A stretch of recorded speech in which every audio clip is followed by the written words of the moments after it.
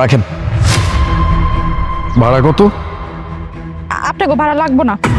ভাড়া লাগবে না? আর আপনার ভয়েসটা কেমন চেনা চেনা মনে হচ্ছে। আপনি কে? আপনার মুখে ওড়না কেন? প্লিজ একটু সরাবেন। না না, আমি অন্য সরাইতে পারুম না। ওড়না সরাইতে পারবেন না? কিন্তু কেন? প্লিজ একটু সরান না, আমি দেখতে চাচ্ছি। আমার কেন যেন আপনাকে চেনা চেনা মনে হচ্ছে। বোন, তুই তুই রিক্সা চালাচ্ছিস কেন? নদী, আমাকে একটু বলবি প্লিজ, আমি কিচ্ছু বুঝতে পারতেছি না। তুই রাস্তায় রাস্তায় রিক্সা কেন চালাচ্ছিস? কি করবো, পেটে ভাত জোগাইতে হইলে রিক্সা তো চালাইতে হইবই। পেটে ভাত জোগানোর লাগে আমি এখন রিক্সা চালাই, রাস্তা ঝাড়ু দেই, আরো অনেক কিছু করতে হয়। পেটের দেয় মানে? আমি আমি কিচ্ছু বুঝতে পারতেছি না। নদী, নদী তুমি এখানে রিক্সা চালাচ্ছ? কি ব্যাপার, আমি তো বিশ্বাসই করতে পারছি না যে তোমাকে আমি এইভাবে দেখবো। আলিফ, আমি না বুঝতেছি না, মানে নদী রিক্সা চালাচ্ছে কিসের জন্য? আর নদী কি দরকার ছিল শুধু শুধু এইসব কাজ করার? হ্যাঁ, একটাবার কি তুমি আমার বা তোমার ভাইয়ের মান সম্মানের কথা ভাবো না? আচ্ছা আলিফ, ও কি করলো এটা তুমি একটু বলো তো, কেন রিক্সা চালাচ্ছে রাস্তায় রাস্তায়? সত্যি ভাবি, তুমি কিছু বুঝতে পারতেছো না যে আমি কেন রিক্সা চালাইতেছি? আরে তোমার জন্যই তো আজকে আমার রিক্সা চালাইতে হইতেছে। তুমি তো আমাকে বাড়ি থেকে বের করে দিছিলা, সব ভুলে গেলা? আলিফ, বিশ্বাস করো, আমি না বিশ্বাসই করতে পারতেছি না যে আমাদের নদী রিক্সা চালাচ্ছে এভাবে। ওর কি এমন কমতি ছিল বলো তো? হ্যাঁ, তোমার কোনো কিছু কমতি ছিল? হ্যাঁ ছিল না তো, টাকা পয়সা বাড়ি গাড়ি সব ছিল তোমার ভাইয়ের, তাহলে শুধু শুধু এই রিক্সা চালানোর মানেটা কি? হ্যাঁ, তোমার ভাইয়ের রেপুটেশনের কথা কি একটাবার ভাবলে না? মানুষজন যদি এখন দেখে ফেলে যে আলিফ সাহেবের বোন রিক্সা চালাচ্ছে, মান সম্মান থাকবে? কি দরকার ছিল এই কাজ করা শুধু শুধু? হ্যাঁ নদী, তুই এসব কি কথা বলছিস? উল্টো তো আমাকে এটা বলছে যে তোর নাকি শহরে ভালো লাগতেছে না, শহরের আলো বাতাস তুই সহ্য করতে পারতেছিস না, তোর এখানে দম বন্ধ মনে হচ্ছে, এই জন্য তুই ওকে বলছিস যে আমাকে গ্রামে দিয়ে আসো। এই জন্য নাকি তুই গ্রামে চলে গেছিস। আমি তো তাই জানি। কি ভাবি তোমাকে বলছে আমি গ্রামে চলে গেছি, আর তুমি বিশ্বাসও করে নিলা? ভাইয়া একবারও খোঁজ নেওয়ার প্রয়োজন মনে করলো না যে আমি কোথায় আছি, আদৌ গ্রামে গেছি কিনা? শোনো, আমি না কোথাও যাই নাই। ভাবি নিজে আমাকে ঘাড় ধাক্কা দিয়ে বাড়ি থেকে বের করে দিছে। কি বলছে জানো? ভাবি নাকি একা থাকতে চায়, তার নাকি ননদ নিয়ে সংসার করার কোনো ইচ্ছা নাই। আমি নাকি সয় সম্পত্তি সব নাকি নিজের নামে নিয়ে নিব, তার নাকি কিচ্ছু হবে না। তাই ভাবি আমাকে ঘাড় ধাক্কা দিয়ে বের করে দিছে। আলিফ, আরে বিশ্বাস করো, তোমার বোন যে কথা বলতেছে একদমই মিথ্যে কথা। তোমার বোন আমার নামে এভাবে বানিয়ে বানিয়ে মিথ্যা কথা বলতেছে, আমি জাস্ট বিশ্বাসই করতে পারতেছি না। কি দরকার ছিল আমার নামে এভাবে বানিয়ে বানিয়ে মিথ্যা কথা বলার?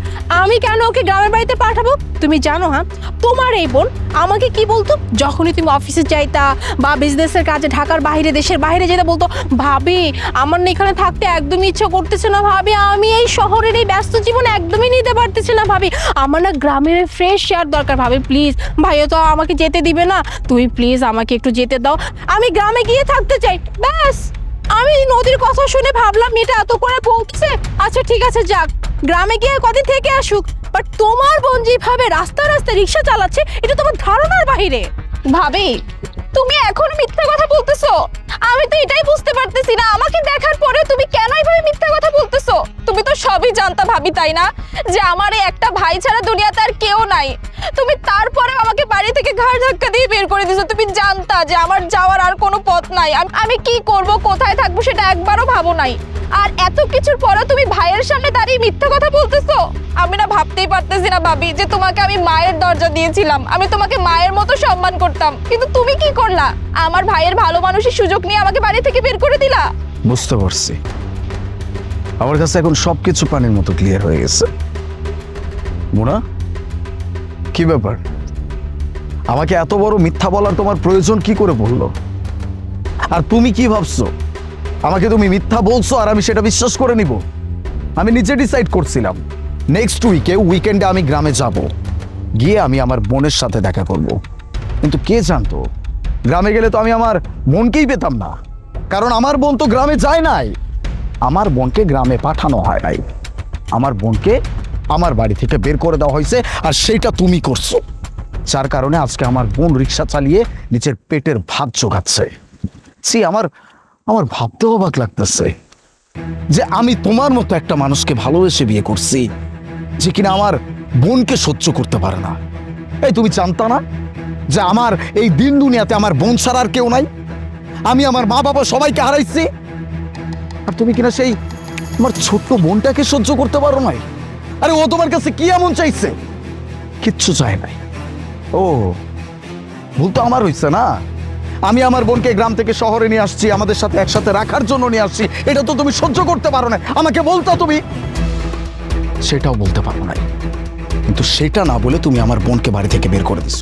একটাবারও চিন্তা করতে পারলা না যে গ্রামের একটা মেয়ে শহরে কিভাবে সার্ভাইভ করবে।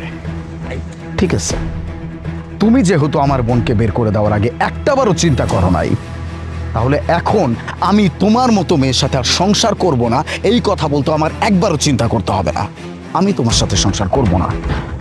আলিফ, কি বলতেছো? তুমি তোমার জীবন থেকে আমাকে বের করে দিবে মানে? আমি কোথায় যাবো? সামান্য একটা বিষয়ের জন্য তুমি তোমার জীবন থেকে আমাকে বের করে দিবে? হ্যাঁ বাবা, আমি স্বীকার করছি, আমি যে অন্যায় করছি আমি স্বীকার করছি যে আমি নিজেই তোমার বোনকে বাড়ি থেকে বের করে দিছি আর তোমাকে মিথ্যা কথা বলছি। কি করবো বলো? হ্যাঁ, আমার কাছে মনে হচ্ছিল একটা অশান্তি। আমি বাসায় ফ্রিডমলি চলতে পারি না, পার্টি করতে পারি না, বন্ধু বান্ধব নিয়ে আসতে পারি না। আমার কাছে মনে হয় তোমার বোন বোধহয় ডিস্টার্ব। এর জন্যই ভাবছি আমি ওকে বাড়ি থেকে বের করে দিই। আর তুমি জিজ্ঞেস করলে আমি মিথ্যা কথা বলবো যে ও গ্রামে চলে গেছে। বিশ্বাস করো, এছাড়া আমার কোনো ইন্টেনশন ছিল না। আমি শুধু একটু নিজে ভালো থাকতে চেয়েছিলাম।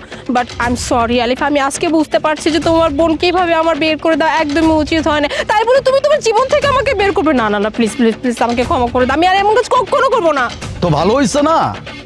ফ্রিডম লাইফ চাও, থাকো তুমি তোমার ফ্রিডম লাইফ নিয়ে। তুমি যা চাইছো, যা করতে চাইছো, এটাই তোমার জীবনে হবে। কেউ বাধা দিবে না। আমি তো আরো আগে না, কারণ তোমার মতো মেয়ের সাথে আমি আর এক মুহূর্তও সংসার করব না। না না ভাইয়া, প্লিজ তুমি শান্ত হও, এরকম করো না। ভাবির সাথে তুমি আমার জন্য সম্পর্ক শেষ করো না। ভাবি আমাকে ভালো নাই বা বাসুক, কিন্তু আমি ভাবিকে নিজের মায়ের মতো মনে করি, অনেক সম্মান করি আর ভালোবাসি। তাই আমি চাই না যে তোমাদের সম্পর্কটা এইভাবে শেষ হয়ে যাক। তুমি ভাবিকে ক্ষমা করে দাও। দেখছো, মেয়েটাকে বাসা থেকে বের করে দিচ্ছিল না, এখন সেই মেয়েটা তোমার সংসার বাঁচানোর চিন্তা করতেছে। এখনো সময় আছে, নিজের ভিতরের মনুষ্যত্বটাকে জাগ্রত করো, নয়তো রাস্তায় লাথি উষ্টা খাইতে খাইতে জীবন পার হয়ে যাবে।